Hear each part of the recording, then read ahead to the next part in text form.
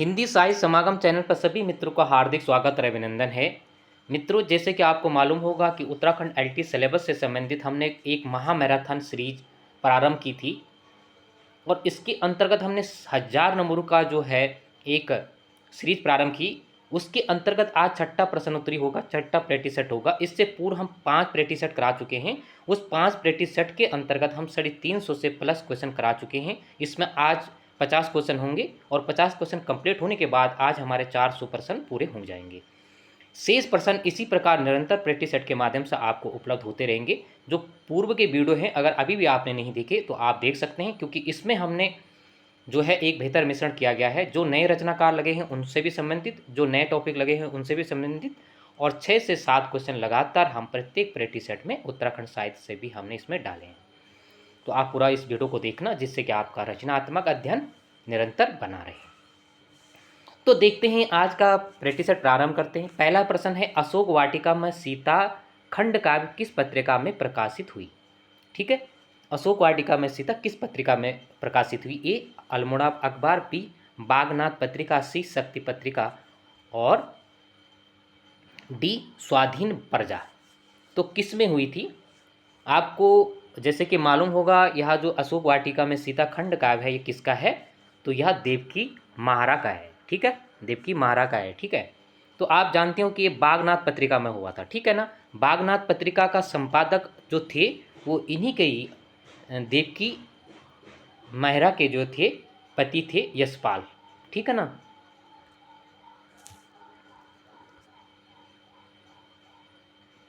यशपाल महारा थे, उन्होंने इसका संपादन किया था। ठीक है, तो इस पॉइंट को भी आप नोट रखेंगे। अगर बात आती अल्मोड़ा अखबार की, तो अल्मोड़ा अखबार एक प्रसिद्ध अखबार है जिसकी हिंदी साहित्य में भी आपने देखा होगा। तो 1971 की यह है। अगर बात करें शक्ति जो पत्रिका है, तो अल्मोड़ा अखबार जब बंद हुआ था तो इसको उसमें जो है संपादक का कार्य बद्रीदत्त पांडे ने भी किया था। और जब समापन जो पत्रिका जब नहीं चली तो उसके उपरांत जो है शक्ति पत्रिका का संपादन फिर बद्रीनाथ पांडे ने शक्ति पत्रिका जो है संपादन किया था, उस पत्रिका को जारी किया था। और इसका जो है 1918 जो है उसका प्रकाशन तिथि या तिथि है शक्ति पत्रिका का। तो इस मैं पॉइंटों को भी आप देखेंगे। अल्मोड़ा अखबार का 71 है और शक्ति अखबार का वो 1871 है और इसका 1918 है। तो इस पॉइंटों को भी आप नोट करेंगे। आगे इतिहास से संबंधित प्रश्न है, बोली भाषाओं से संबंधित है। पहाड़ी भाषा की उपबोलियों गढ़वाली को किस भाषा वैज्ञानिक ने सर्वप्रथम उल्लेख किया? पहाड़ी बोली के उपबोलियों के अंतर्गत जो है गढ़वाली बोली की बात कर रहा है, तो किस भाषा वैज्ञानिक ने इसका उल्लेख किया था? ए Sunidhi Kumar Chatterjee, B हारनले, C George Grayson और डी धीरेन्द्र वर्मा। तो किसने गढ़वाली की बात कर रहा है? पहाड़ी भाषा के अंतर्गत जो है गढ़वाली बोली की बात कर रहा है कि किसने जो है अपना भाषा वैज्ञानिक ने अपने जो उन्होंने उसका वर्गीकरण किया था उसके अंतर्गत रखा था। इस पॉइंट को बहुत ही महत्वपूर्ण प्रश्न हो सकता है। तो इसका आंसर आप कंफ्यूजन नहीं होंगे, इसका आंसर होगा हारनले। ठीक है ना। आपको जॉर्ज ग्रेसन पे भी नज़र डालनी होगी, तो जॉर्ज ग्रेसन ने बाद में किया था। ठीक है, आप एक महत्वपूर्ण तथ्य कई बार नेट जीआरएफ और लेक्चरर के प्रश्न में भी बन चुका है। जैसे आप जानते हो कि आर्य भाषाओं की बात, अगर आधुनिक आर्य भाषाओं की बात करें, आधुनिक आर्य भाषाओं की बात करें तो सर्वप्रथम जो है उसका वर्गीकरण किसने किया था? हारनले ने किया था। कब किया था? जो इन्होंने 4 भागों में बांटा था इसको। ठीक है ना। और 1880 में इन्होंने सर्वप्रथम किया था। ठीक है, उसके बाद जॉर्ज ग्रेसन ने किया था, धीरेन्द्र वर्मा का किया था, सुनिधि कुमार चटर्जी ने भी किया। महत्वपूर्ण बात यह है कि जब सुनिधि कुमार चटर्जी ने अपना इतिहास ग्रंथ लिखा तो उसने पहाड़ी बोलियों को कोई स्थान ही नहीं दिया। उसके बाद इसी के सुनिधि कुमार चटर्जी का जो ग्रंथ था, जैसे कि आपने ध्यानपूर्वक पढ़ा होगा नेट जीआरएफ में, उसी के तहत जो है धीरेन्द्र वर्मा ने उन्हीं के जो इतिहास ग्रंथ था उसमें कुछ संशोधन करके इन्होंने बहुत अच्छा कार्य किया कि पहाड़ी बोलियों के उसके अंतर्गत रखा। आप जानते हैं कि सुनिधि कुमार चटर्जी, जैसे आप लिपि की बात भी करें तो उन्होंने रोमन लिपि को महत्व देने की कोशिश की थी। ठीक है, उसके बाद जो है इसमें और गढ़वाली, उसमें महत्वपूर्ण बात है कि उन्होंने जो 4 भागों में बांटा था उसके अंतर्गत गोडियन के अंतर्गत उत्तरी गोडियन के अंतर्गत उन्होंने गढ़वाली और नेपाली और पहाड़ी को रखा था, ठीक है। जबकि पूर्व पूर्व पश्चिम और इन 3 भागों में किसने रखा था, जॉर्ज गैरिसन ने रखा था।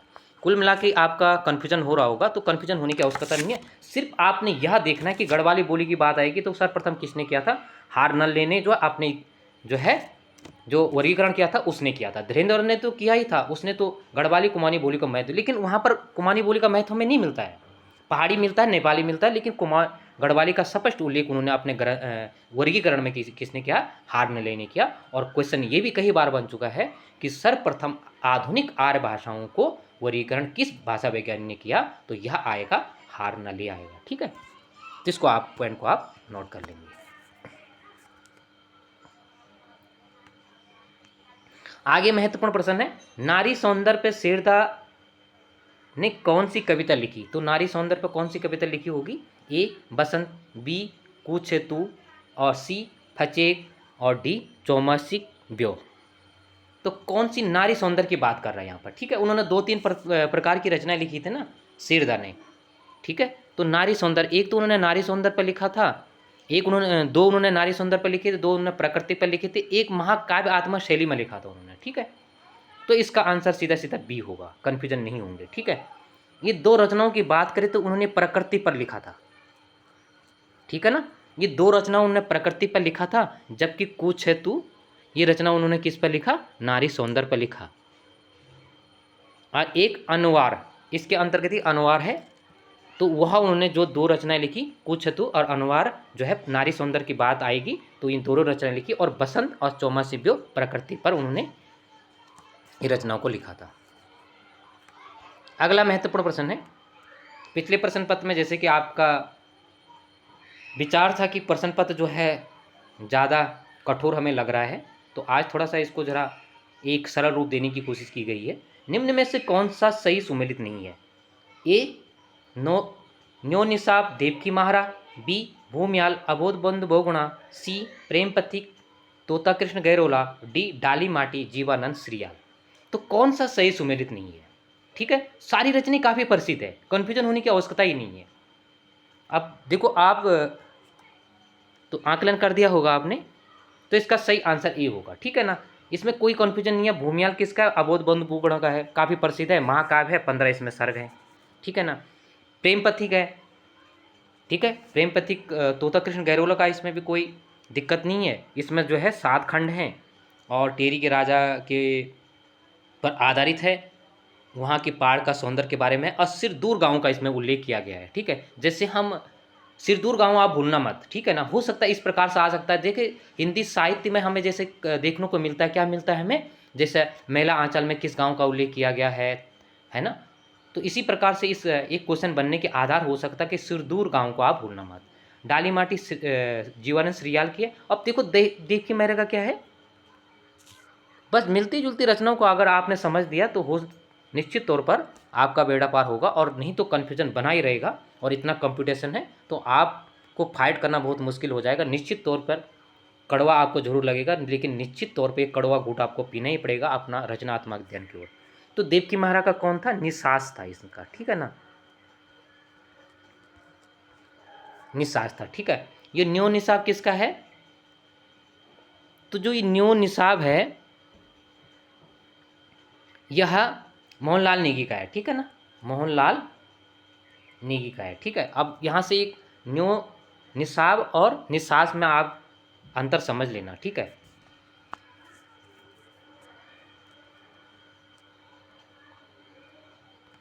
अगला महत्वपूर्ण है, गढ़वाली कविता की बात कर रहा हूँ। गढ़वाली कवितावली की रचना किस रचनाकार ने की। गढ़वाली कविता जो है ना, और गढ़वाली कवितावली, जैसे सूरदास की कवितावली तो जो है दोहावली है ना, तो गढ़वाली कवितावली सर्वप्रथम किस रचनाकार की थी, गौरदा, चारुचंद पांडे, गिरदा और शेरदा। अब कन्फ्यूजन हो गया होगा, लेकिन कन्फ्यूजन नहीं होंगे, ठीक है ना।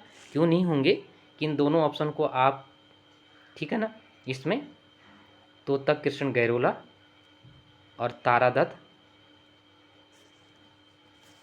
इसमें तारादत्त, तोता कृष्ण गैरोला और तारादत्त गैरोला, ठीक है ना।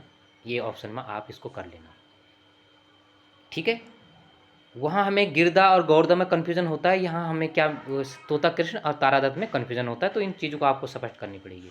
तो किसका होगा, तो इसका कन्फ्यूजन नहीं होंगे, तोता कृष्ण गैरोला का होगा, ठीक है ना। यह तोता कृष्ण गैरोला का होगा, तोता कृष्ण गैरोला का होगा, ठीक है। अगला महत्वपूर्ण प्रश्न है,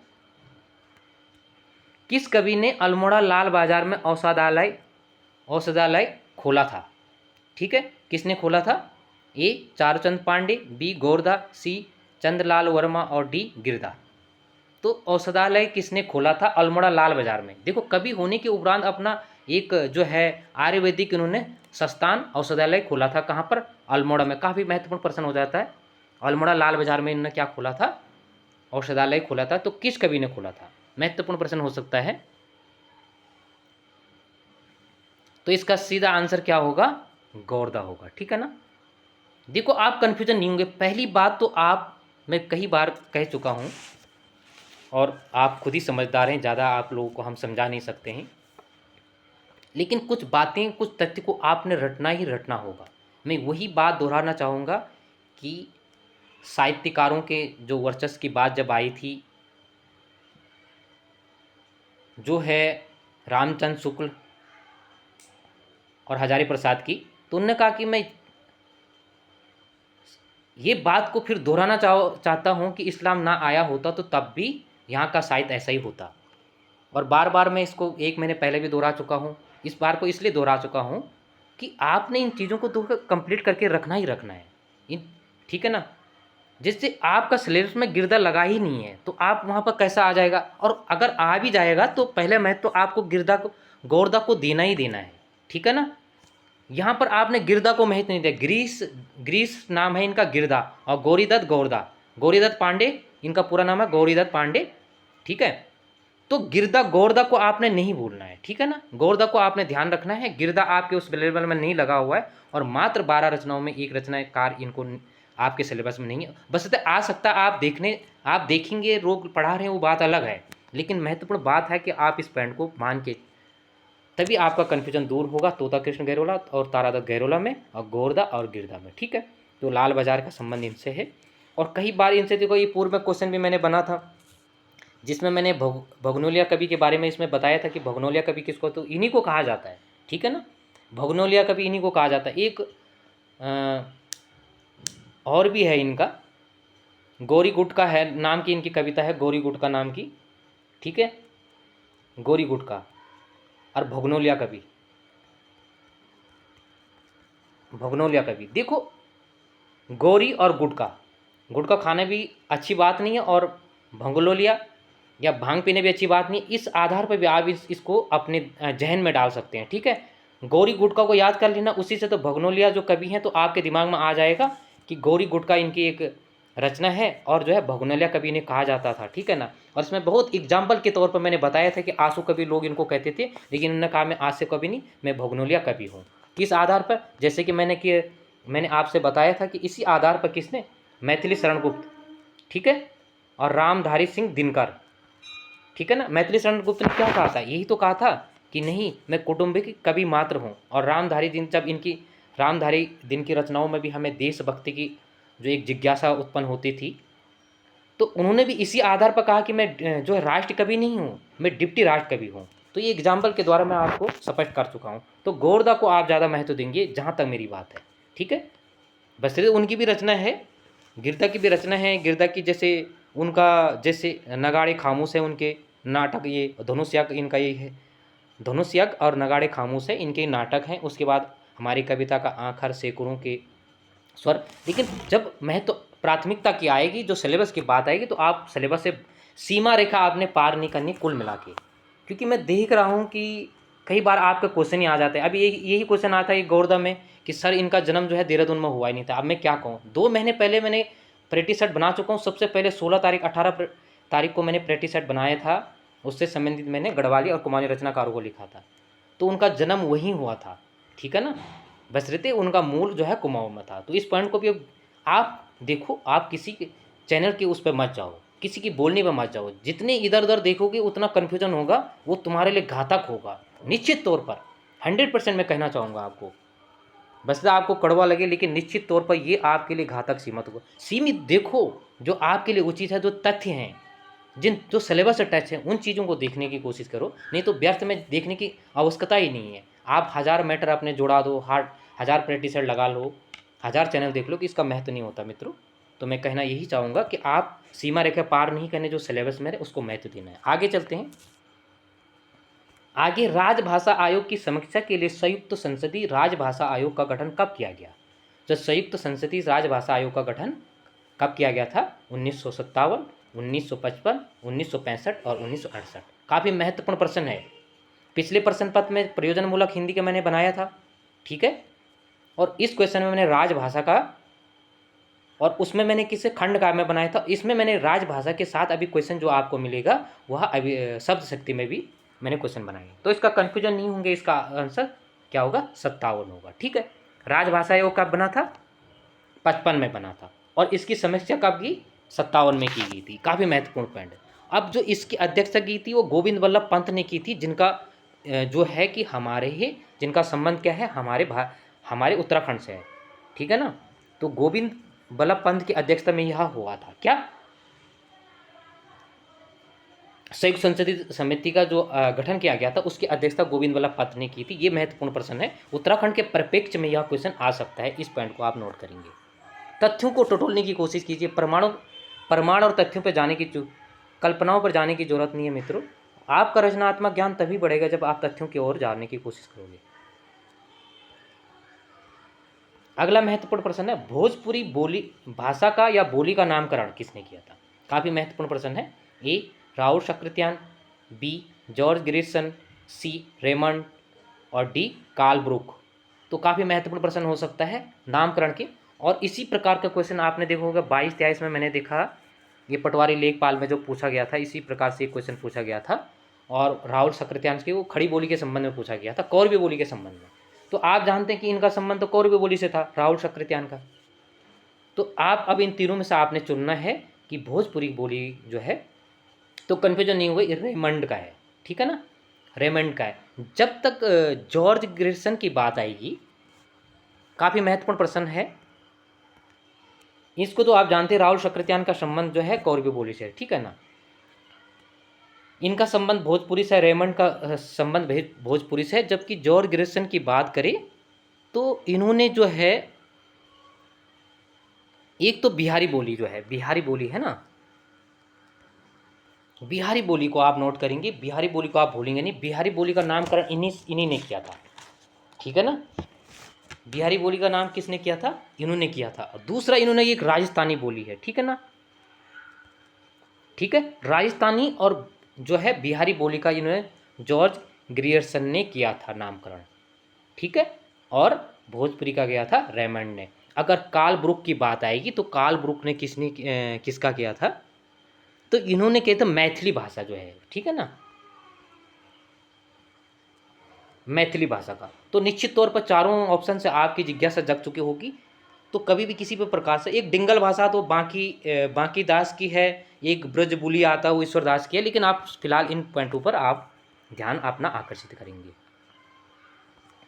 अगला महत्वपूर्ण प्रश्न है, ऊषा सुनहले तीर बरसती जय लक्ष्मी सी उदित हुई, इन पंक्तियों में कौन सी शब्द शक्ति है?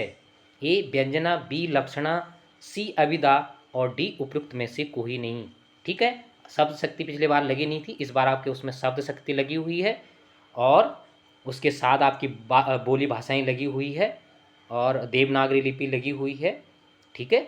और जो एक दूसरा चैप्टर, एक खंड का महाकाव्य उसमें लगा हुआ, तो ये 4-5 पॉइंट लगे हैं, तो उनसे क्वेश्चन भी मैं टच बना रहा हूँ, ठीक है ना। तो इसका आंसर सही क्या होगा? तो इसका आंसर कन्फ्यूजन नहीं होंगे, बी होगा। और महत्वपूर्ण बात है कि तब भी आपको निश्चित तौर पर कन्फ्यूजन हुआ होगा, लेक्चरार में पूछा गया क्वेश्चन नहीं है। सेम वही क्वेश्चन मैंने यहाँ पर डालने की कोशिश की कि आपकी जिज्ञासा कितनी है। 2020-21 में लेक्चरार में पूछा गया था, ठीक है। कहीं पर व्यंजना भी है, लेकिन लक्षणा ही इसका, वास्तव में इसका आंसर लक्षणा ही होगा, ठीक है। अब देख लेते हैं कि लक्षणा के बारे में हम देख लेते हैं। तो इससे संबंधित एक दूसरा क्वेश्चन भी है। अगला प्रश्न है, लक्षणा शब्द शक्ति के कितने तत्व होते हैं? ए 3, बी 4, सी 2 और डी 5। तो लक्षण शक्त शक्ति के कितने तत्व होते हैं? तो आप मालूम है कि इसके 3 तत्व होते हैं, ठीक है ना। एक तो मुख्यार्थ का बोध होता है, ठीक है ना, और दूसरा होता है मुख्यार्थ का लक्षणार्थ होता है, और तीसरा होता है रूढ़ि और प्रयोजना होता है, ठीक है ना। इस पॉइंट को तत्व की बात कर रहा है, अगर आएगा कि कितना प्रकार या कितने भाग हैं तो 2 हैं उसके, ठीक है ना, किसके? लक्षण के। और व्यंजन के भी 2 ही हैं। लक्षण में क्या है, एक तो लक्षण के भेद की बात आएगी, पॉइंट रोल नोट कर लेना, तो 2 आएगा, कन्फ्यूजन नहीं होंगे आप लोग, ठीक है। एक आएगा रूढ़ि लक्षण, दूसरा आ जाएगा प्रयोजनवादी लक्षण। रूढ़ि लक्षण के भी 2 भेद हैं, गौणी लक्षण और शुद्ध लक्षण। ये पिछले बार भी जीआरएफ नेट जीआरएफ में भी पूछा गया क्वेश्चन है, अभिधा वाला पूछा गया क्वेश्चन है, आप देख भी लेना, कई लोग पेपर दे रहे होंगे, ठीक है ना। प्रयोजन जो प्रयोजनवाद का है उसमें भी गौणी और शुद्ध लक्षण है, ठीक है ना। जैसे कि व्यंजना में भी शाब्दी व्यंजना और आर्थी व्यंजना, ठीक है। तो तत्व की बात आएगी तो 3 आ जाएगा, और भेद की बात आएगी 2 आ जाएगा। तत्व की बात करें तो इसमें तत्व की बात आप नहीं, मुख्यार्थ का बाधा, मुख्यार्थ का लक्षणार्थ और रूढ़ि और प्रयोजन, ठीक है, ये 3 आ जाएगा। और भेद की बात आएगी तो रूढ़ि लक्षण और प्रयोजनवादी लक्षण। इन पॉइंटों को आप नोट कर लेंगे। और व्यंजना अभिधा के अंतर्गत आ जाएगा, तो अभिधा के अंतर्गत जो है इसके 3 प्रकार हैं अभिधा के अंदर, रूढ़ि, यौगिक और योग रूढ़, ठीक है। तो यहाँ से क्वेश्चन भी बनेगा ही बनेगा निश्चित तौर पर। अब हम साहित्य की ओर बढ़ते हैं और डायरेक्टली क्वेश्चन करेंगे। कठपुतली में कौन सा समास है? तो कठपुतली में कौन सा संबंध होगा? तो इसका सीधा आंसर होगा बी, यानी संबंधवाचक होगा, ठीक है। डायरेक्टली क्वेश्चन करने की कोशिश हम करेंगे। अगला प्रश्न है, आधा पात बबूल का तामे तनिक पिसान, लाला जी करने लगे छठे 6 माह से दान। तो इसमें कौन सा रस होगा? तो इसमें कौन सा रस होगा? इसमें हास्य रस होगा, ठीक है। डायरेक्टली क्वेश्चन करेंगे, कहीं क्वेश्चन थोड़ा एक रिवीजन के तौर पर हम देखेंगे। आचार्य भरत ने किस रस को नाटक प्रयोग में स्वीकार नहीं किया? काफ़ी महत्वपूर्ण क्वेश्चन हो सकता है। तो आप जानते कि शांति रस की उल्लेख उन्होंने नहीं किया, ये 9वां रस है।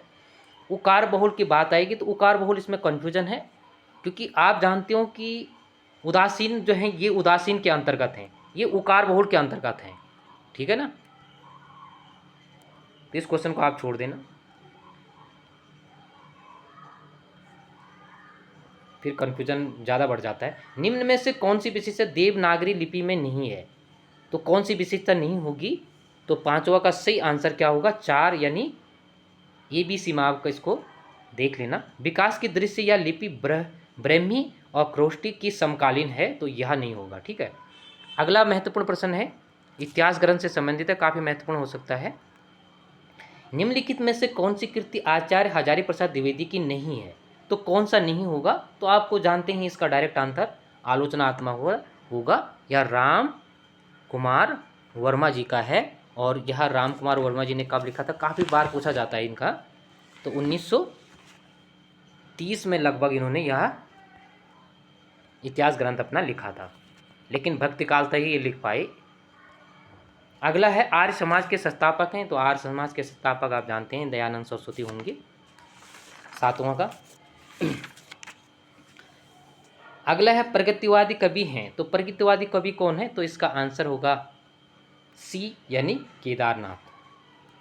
देखो, प्रगतिवाद में ये भी आते हैं, लेकिन ये तीनों में आते हैं। प्रगतिवाद में आते हैं, प्रयोगवाद में, नई कवि में आते हैं, मुक्तिबोध और मुक्तिबोध का ये काफ़ी महत्वपूर्ण प्रश्न हो सकता है। मुक्तिबोध की बात आएगी तो तीनों उसमें आते हैं। अगला है, प्रगतिवाद एक समीक्षक हैं। तो प्रगतिवाद के एक समीक्षक हैं, और इनकी समीक्षाएं काफ़ी प्रसिद्ध भी हैं। तो रामविलास शर्मा होगा।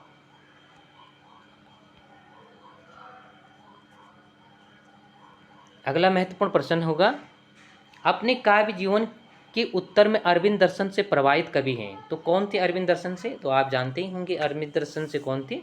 तो सुमित्रानंद पंत होगा। भारतीय युग का कवि नहीं है। तो भारतीय युग का कवि कौन से नहीं है? ये सेम क्वेश्चन आपने देखा होगा कि इसी प्रकार से जो है कहाँ बना था? 2020 में बना था, आपने देखा होगा एलटी में। बालकृष्ण भट्ट भी थे और बाल मुकुंद गुप्त भी थे उसमें, पर उसमें द्विवेदी की बात की गई थी। तो इसका आंसर होगा बाल मुकुंद गुप्त जो है द्विवेदी के हैं, ठीक है। यहाँ श्रीनिवास दास हैं, वहाँ विद्यानिवास दास हैं, वो अलग हैं। 12 नंबर का प्रश्न है, कौन सी रचना जैसी कृत नहीं है? तो मधुमालती नहीं होगा, पद्मावत, अखरावट, आखिरी कलाम इनकी रचना है। ठीक है। अगला है परमाल रासों के लेखक हैं तो जन कवि या जगनिक। ठीक है। हिंदी साहित्य विमर्श के लेखक हैं तो हिंदी साहित्य विमर्श के लेखक कौन होंगे? पद्मूलाल, पुन्नालाल, बख्शी होंगे। ठीक है। हिंदी गोविंद रत्नमाला के लेखक हैं तो हिंदी गोविंद माला के लेखक कौन होंगे? श्याम सुंदर दास।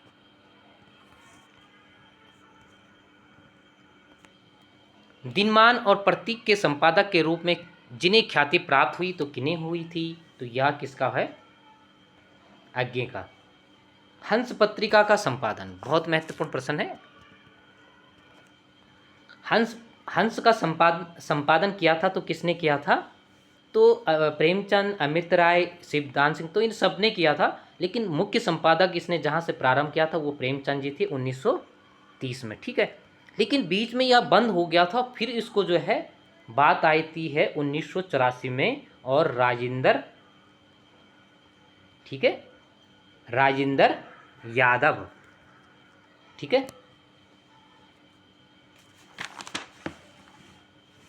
ये थे तो इन्होंने फिर इसका संपादन किया था। ठीक है ना, इन्होंने इसका संपादन किया था, फिर इसको 1984 में पुनः इसका संपादन हुआ था। अगला महत्वपूर्ण है, देखो समूह 1 से समूह 2 का मिलान करना। इत्तिलम तो किसका है? आज्ञे का है। ठंडा लोहा धर्मवीर भारती, गीत फरोश भानी प्रसाद, और संचय किएगा नरेश मेहता का। ये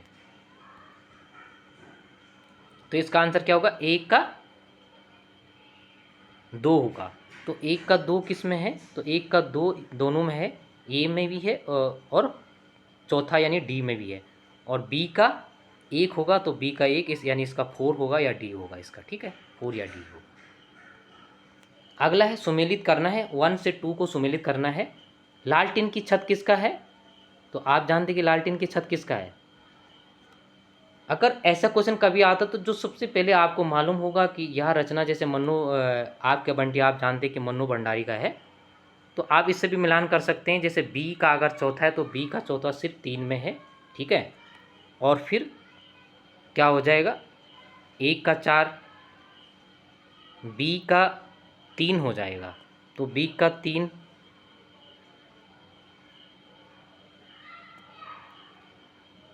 आपका बंटी मन्नू भंडारी का है। लेकिन इसमें देखो लालटेन की छत जो है निर्मल वर्मा का है, 1 का 1 है। ठीक है ना, और बी का 4 है मन्नू भंडारी, तो ए होगा इसका। ठीक है, जुगलबंदी गिरिराज किशोर का है, और 55 खंबे लाल दीवारें ये उषा प्रियमोदा का है, तो यह आपके उसमें लगा हुआ है, तो इसलिए इसका 1 हो जाएगा। ठीक है, आगे महत्वपूर्ण प्रश्न है, अबे गुलाब बे गुलाब भूल मत कर पाई खुशबू रंगों आप, यह पंक्तियाँ किसकी है? तो किससे संबंधित होगा? या प्रगतिवाद से संबंधित होगा। ठीक है, 20 का प्रगतिवाद से इसका संबंध होगा, ये इसका आंसर होगा। नाटक शास्त्र के रचिता हैं तो नाटक शास्त्र के रचिता आप जानते हैं कि भरत मुनि होगा। आगे फिर काफ़ी महत्वपूर्ण प्रश्न है, बनन में बागन में बंगारो बसंत है, तो पद्माकर की यह पंक्तियां का अर्थ किस सब शक्ति को ग्रहण करता है? तो इसका लक्षणा होगा। अभी लक्षणा से पहले हमने देखा था, नीर भरे नित प्रीत रहे तो ना प्यास बुझाई, इसमें कौन सी अलंकार होगा? तो अलंकारों का भी बहुत अच्छा मिश्रण किया गया इसमें, तो इसका होगा विशेषोक्ति अलंकार होगा, 2 होगा। और विशेषोक्ति अलंकार, अनुयुक्त अलंकार, अतिशोक्ति अलंकार, ये सारे आपने समासोक्ति अलंकार आपके सिलेबस में लगे हुए हैं। पित्राकृत्य का शुद्ध संधि विच्छेद होगा, इसमें हिंदी में भी आ सकता है, ऐसा नहीं कि हाँ संस्कृत में है, तो इसका आंसर ये होगा पितृधन आकृति होगा। ठीक है ना, पितृधन आकृति होगा। और इसमें जैसे पितृधन अनुमति होगा तो पित्रा अनुमति, जिसमें अण संधि आ जाएगी। मातृधन अनुमति होगी तो मात्रा अनुमति हो जाएगा।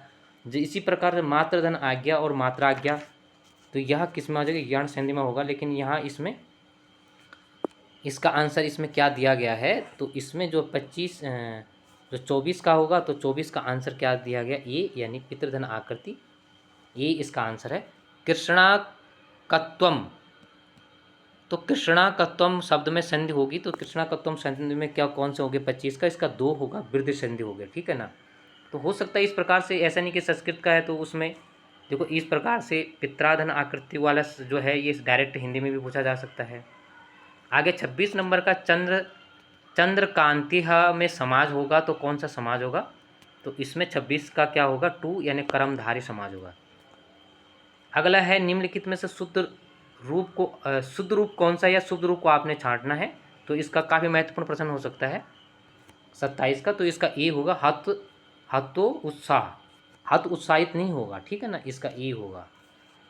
28 का निम्नलिखित में से शुद्ध रूप कौन सा है, तो शुद्ध रूप कौन सा होगा, प्रदर्शनी यानी बी होगा। गौरव शब्द किस तदित प्रत्यय के योग से बना हुआ है, तो इसका अ होगा, गौरव, ए होगा।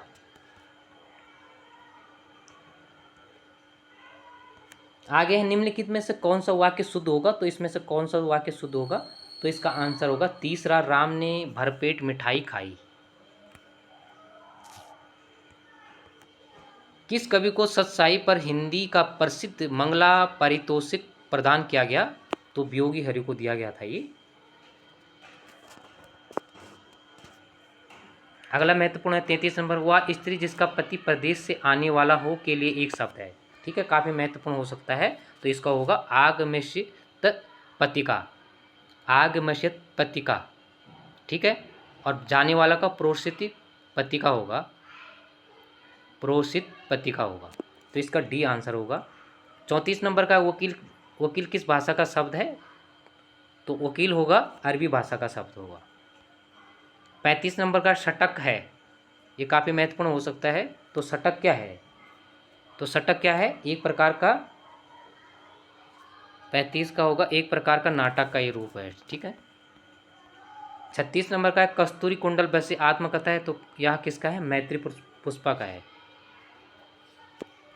37 का कृष्णा सोपती द्वारा लिखित संस्मरण है, तो हम हसमत इनका 2 और 1 2 2 इसमें इनके संस्मरण है। 38 का है निबंध संग्रह शाब्दिता के निबंधकार हैं, शाब्दिता के निबंधकार कौन है 38 के, तो इसका सही आंसर होगा यानी 3 धर्मवीर भारती। अलंकेश पर्यायवाची शब्द है, अलंकेश का पर्यायवाची शब्द क्या होगा 39 नंबर का, तो कुबेर होगा इसका 39 का। 40 नंबर का निरालय की साहित्य साधना आलोचना कीर्ति कितने भागों में है, तो निरालय की साहित्य साधना कितने भागों में, तो 2 भागों में है। तो इस तरीके से इन प्रश्नों को हमने महत्वपूर्ण प्रश्नों को देखा। तो आज के लिए इतना ही, पूरा प्रैक्टिस सेट आप देखना जिससे कि अपना रचना हो, आत्मज्ञान हो सके, अपने दोस्तों को भी शेयर कीजिएगा वीडियो।